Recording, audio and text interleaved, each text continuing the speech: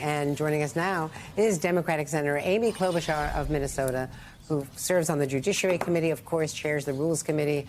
Senator, thank you for being with us. The president called it a great day for democracy. Democrats are celebrating, certainly, so much better than the historic trends for, a party in power during a midterm. But if, despite defying the odds, the tides of history, if the Republicans do win the Senate, won't that mean no more judges can get confirmed, appointees getting confirmed? The State Department is still, lacking in a lot of confirmed people. Wouldn't this really redefine the next 2 years for Joe Biden and for the Democrats? Okay, that's a lot to unpack. First of all, I love the breaking news that tomorrow is Friday because we've all been going around the clock. That was a great moment. We break all the news right here, and you're here for it, Senator. I loved it because you were saying we have to clarify. I thought, oh no, what's just happened? Okay, number one. I thoroughly believe, in answer to your question, that we are going to win the Senate.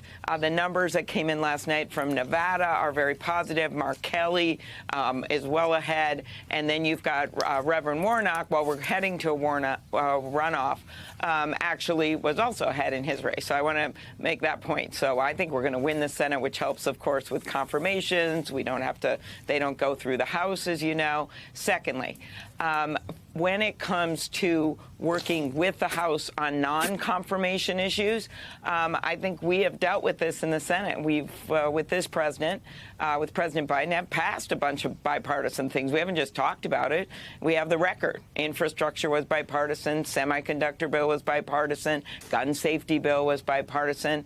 Final thing I would add is these next 2 months, as you talk about confirmation, Senator Schumer is ready to go. And we're going to be working very hard in the last few months of this year to not just do the budget bill and not just do the defense bill, which we must get done with everything happening with Ukraine and the like, but also marching through a number of confirmations. So it's kind of I believe we're going to win the Senate, but we're also going to get a lot done in the next few months and then work with whoever is leading the House, which is also unclear because, as you note, we have defied the tides of history of the average of the president's party losing 23 seats, and it's going to be a very close House no matter what, and that's the virtue of the strength of our candidates and the work that we have done and want to do.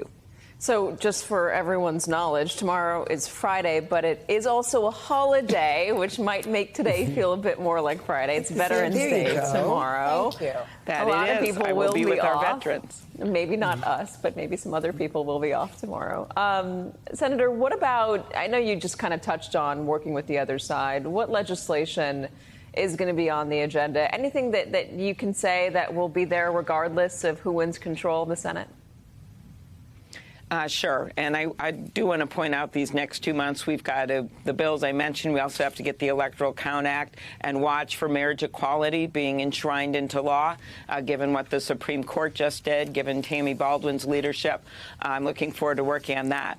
Next up for next year, we have to do something, continue our work on bringing costs down. I think we need to make sure we're funding the police in terms of a lot of our local departments need help right now with recruiting police and the like. Infrastructure, there's still more work to be done there. And we just started on prescription drugs. There are some bipartisan bills when it comes to patents on prescription drugs and the like. And I think you all know I'd like to move on antitrust technology, some of those issues. We still don't have a privacy bill, federal privacy bill for the country. There's some bipartisan support in all of the areas I just mentioned. Senator, it's Hallie. I'd like to ask you about a projection that NBC News has just made in the last couple of minutes. We talked about it at the top of the segment, but it relates to your state, of course, and that is Attorney General, Democratic incumbent Keith Ellison, projected to win that race. At one point, during this campaign season, Ellison was dubbed Minnesota's most vulnerable progressive in a race here where crime was a big issue from his Republican opponent. Ellison was targeted on that front. What do you think it says that voters in your state are keeping Ellison in office? I think there's a bigger story than that. Keith had a different view than I did when it came to a ballot measure on defund the police. But I think what happened in our state here was that the strength of his work on consumer issues was really important to people. And then also, he stepped in and took over that George Floyd murder case at a time where Democrats, Republicans, Independents, I don't care where you were politically, people knew that case had to be handled. People knew that cases like that had been lost all over the country. He put together a team of local lawyers who were not known nationally, and they made the story not about hot dog lawyering. You probably don't even know their names. He didn't go on TV about it, Keith didn't. What they did is made the story about George Floyd and the community and the police witnesses who took on the conduct of Derek Chauvin. And so I think there were a lot of people in our state who, despite disagreeing with him on one thing, were with him on a number of other issues. That's what happened there. Our governor's strong performance, Tim Walz. We had a big night in Minnesota, including flipping the state Senate and keeping the House Democratic, and a lot of it, again, strength of our candidates. They had an election denier running for Secretary of State. Our state believes in democracy, and we always have one of the highest voter turnouts in the country. So in that way, it is a good bellwether for when you get a lot of people voting, where are they? Even people who might not be that involved politically. And Senator, in the exit polls, two-thirds of Americans, two-thirds of those polled, did not think that President Biden should run for re-election. I know what he said last night and how confident he seems to be, and he's certainly indicating he's going to run. Is that the best thing for the country right now? Again, I made very clear that I support the president and support him if he runs. And I think that this is a president that has led our nation through one of the most difficult times in history.